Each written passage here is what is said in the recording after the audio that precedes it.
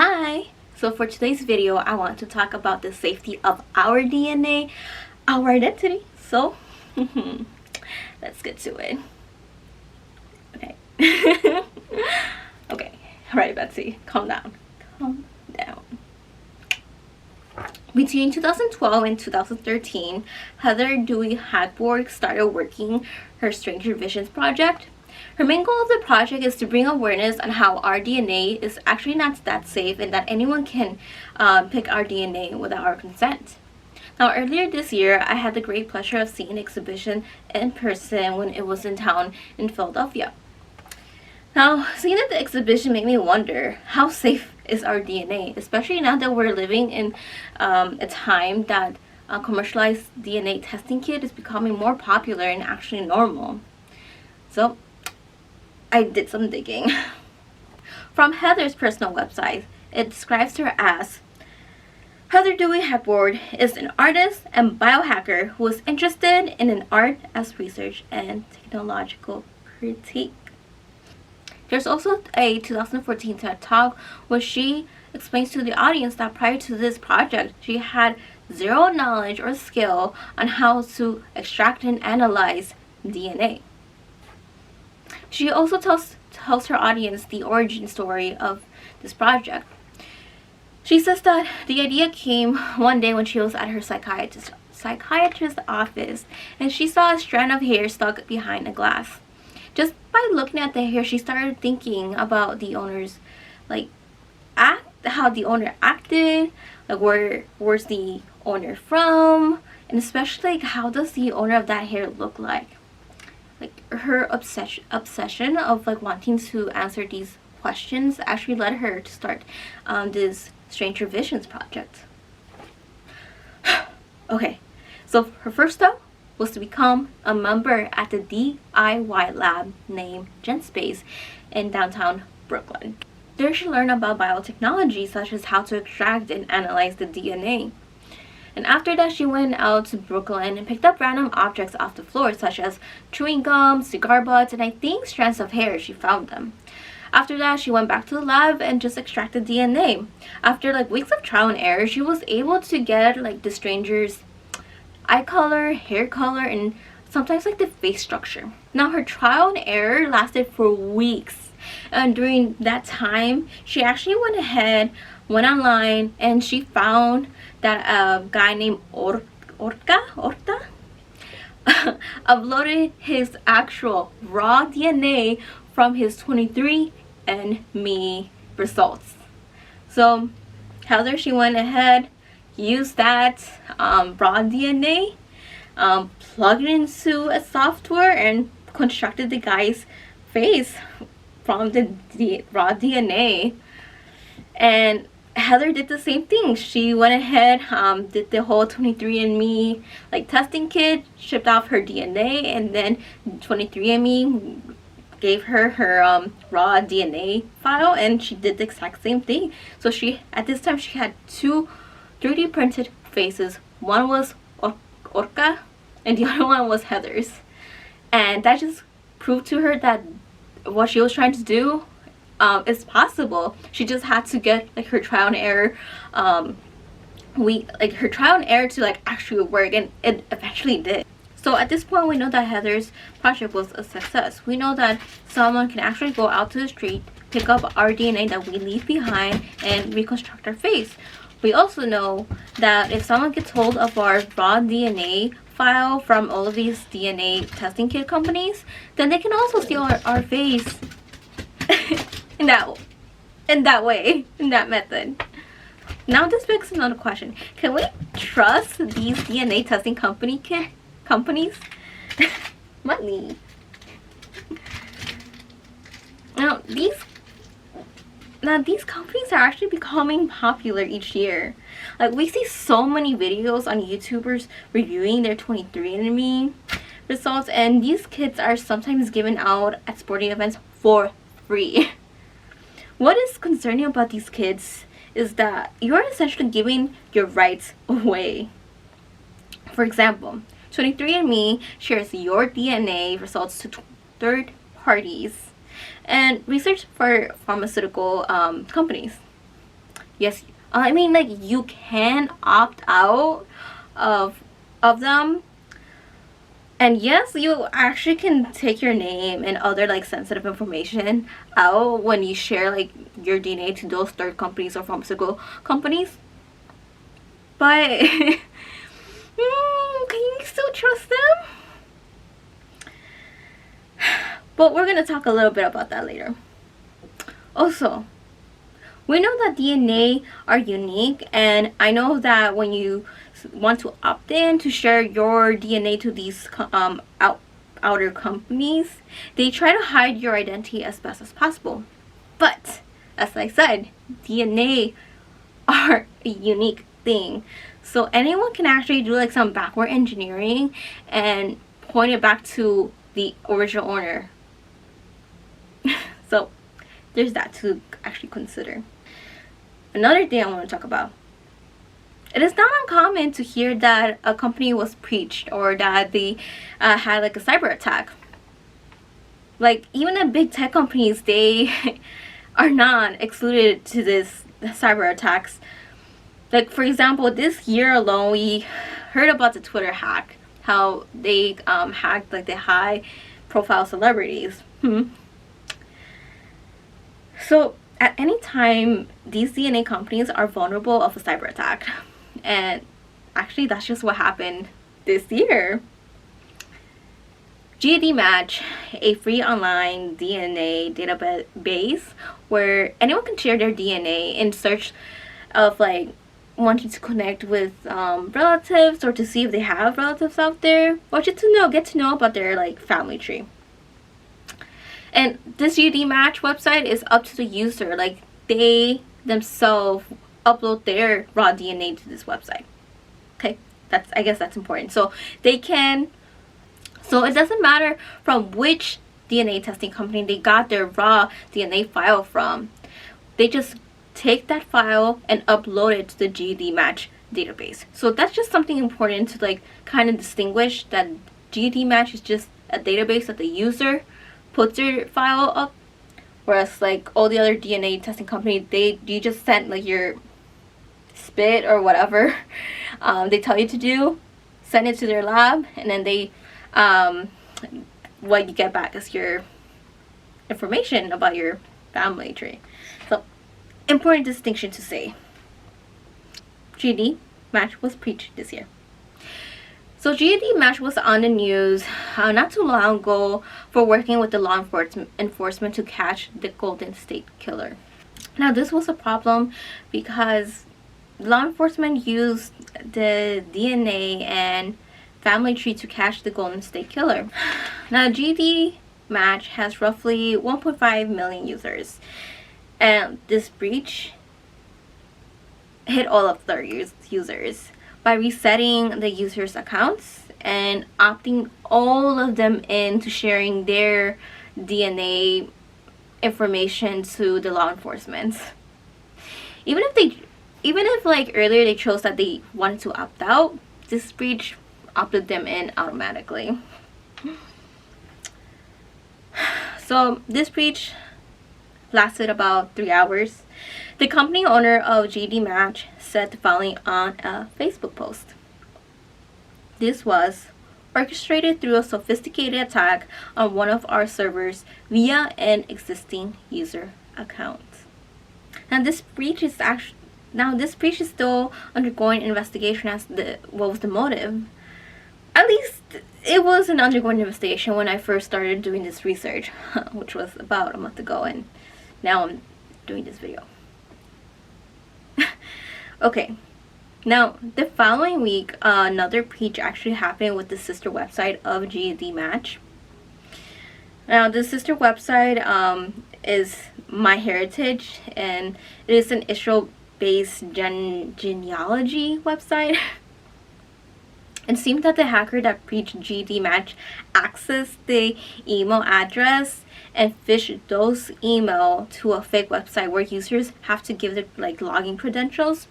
And from my research, it actually said that 7 accounts fell into this trap. And I think the articles that I read, it said that GD Match contacted those like 7 users and asked them to like reset their password. So this breach affected so many people, and it involved the law enforcement. Okay, so now, as we have seen with the GD Match breach, not all DNA companies might have a great security and are actually vulnerable to attacks. What a shocker. 23andMe gave out a statement last year when GD Match gave access to law enforcement to their data for 24 hours. This is what 23andMe stated in a blog post. In our 13 years, 23andMe has never turned over any customer data to law enforcement or any other government agency. Protecting the security and privacy of our customers' information is at the core of what we do as a business. Unfortunately, not all businesses adhere to these same principles. That is in part why we warn our customers about uploading their genetic data to third parties, public websites like GED Match. From my research, it seems that 23andMe and Ancestry, they strive to protect their customers' data, and they actually say no to law enforcement when they request to use their database. And these two companies, they do everything that they can to say no to them. Kudos to them. But as the blog post stated, not all DNA companies are doing the same, and that's actually concerning. It's also concerning how the law enforcement are learning how to solve cases by constructing a family tree and looking at these DNA databases that consumers of DNA testing kits submit in the hopes of finding relatives, a disease, or to learn more about their ancestry. Now, these kits are evolving to have a new purpose, and this purpose has no regulation laws or checks and balances. On March 9, 2020, UCLA submitted an amicus brief in a South Dakota case arguing that the Fourth Amendment prohibits the police from collecting your DNA without a warrant. A brief summary of the South Dakota case was a suspect was charged for murder on abandoning her dead baby 39 years ago. Now, the law enforcement went through the suspect's garbage to collect her DNA and match it with the baby's DNA. The investigation was not done while the suspect was under arrest. This was done under a free citizen. The law enforcement defended their stand by stating that we give our rights away once we throw garbage out to the curb. However, as stated in the amicus brief, there is a difference of dumpster diving for an object and dumpster diving for DNA. The DNA is what makes us. Now, on average, we shed about 50 to 100 strands of hair a day, even more depending on your DNA. Every 2 minutes, we shed enough skin cells to cover nearly an entire football field. With a single size, we can spew 3,000 cell-containing droplets into the world. We cannot control how much we can leave behind our DNA. So, having the police defend their reason of like going to the suspects like garbage, saying that we like give our rights away, I don't agree with that. Because I agree that doing dumpster diving for an object is completely different from going dumpster diving for DNA, because we don't have control of like how of our DNA just falling off our body. Obviously we can't control that. Now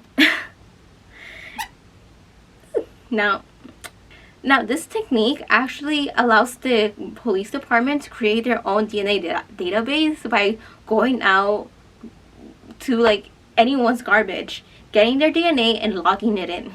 Ever since the Golden State Killer was apprehended by the aid of the DNA testing companies, this actually opened a pool of the law enforcement to go ahead and use that exact same method to catch suspects. And also to try to close any like cold hard cases.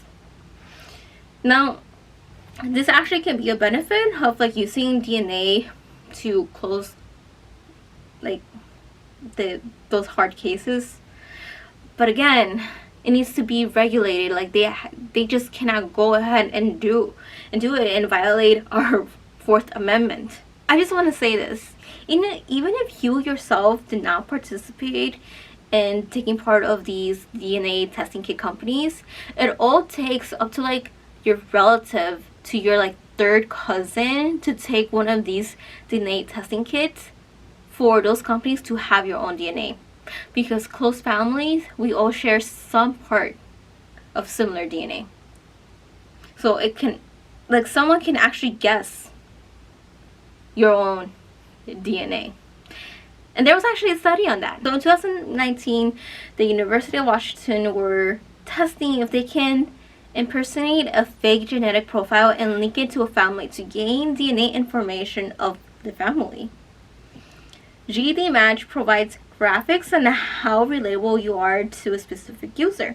The team basically created a fake account and toggled around with the graphics results to find out what the target's DNA were. And the article that I read about this stated, then the team played a game of 20 questions. They created 20 extraction profiles that they used for one-to-one comparison on a target profile that they created. Based on how the pixel color changed, they were able to pull out information about the target sequence.